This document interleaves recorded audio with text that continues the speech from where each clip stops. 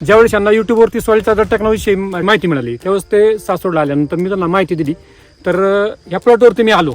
ह्या प्लॉटवरती आलो त्यावेळेस तिथं जवळपास 2 डंपर शेणखत होते बर. आणि 50,000 रुपयाचा म्हणजे सुपला वगैरे जे काय केमिकलची खत होती ती काय होती. बात करता? सर मी याला सांगितलं फक्त तुम्ही हे टाकू नका, हा. संपूर्ण मागायची जबाबदारी मी घेतो. त्या कोपऱ्यात होतं तिकडे शेणखत, तर ते ते सुद्धा शेण- नाही तिथंच वापरलं. माती झाली शेणखताची आणि जागेवर 50,000चा माती केमिकल त्यांनी वापरलंच नाही. आताही माझ्याकडे इतके औषध आहेत जी Chemicalची. expiry झाली आहे, Expiry झाली. chemicalची, हो. मी मारत नाही. नाही मारत. की माझ्या आयुष्यात पहिल्यांदा मला सरपंच पावटा आवडला. भाजी खात नाही कधीच, सेम तशी टेस्ट याची आली. कारण वैदिक मध्ये काय होतं डीएनए परत रिकन्स्ट्रक्ट. बदलला सर, डाळिंबाचं पण यांचं नक्की ना 15 बदलला. वर्षाची बाग होती, हा तर यांनी 15 वर्ष डाळिंबच खाल्लं नव्हतं. आज आता मी स्वतः एक कचकवान खातो डाळिंब. मी सर काय करेल शेतकऱ्याचा जेवढा आनंद होतोय तो खाणाऱ्याला किती होईल? नाही खाणाऱ्याला हा आणि खाणाऱ्याला सर नक्कीच होणार.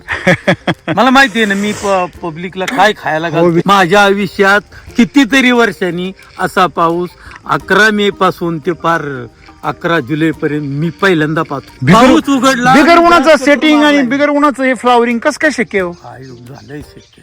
फ्लावर चार्जर विसर मी 2-3 बाऱ्या बऱ्याच 3 फवारण्या तुम्ही झाल्या. सलच्या लईच मारता असं कळलं मला. लईच वापरता. लय वापर. सर दादा तुम्ही गेल्या वर्षी किती सॉइल चार्जर वापरलं होतं डाळिंबाला? ते 10 कागद 200 लिटर. 220 लिटर वापरलं होतं 350 झाडाला. ज्यांनी सॉइल चार्जर वापरले त्यांचेच बाग क्लिअर आहेत, नाही तर अजिबात नाही.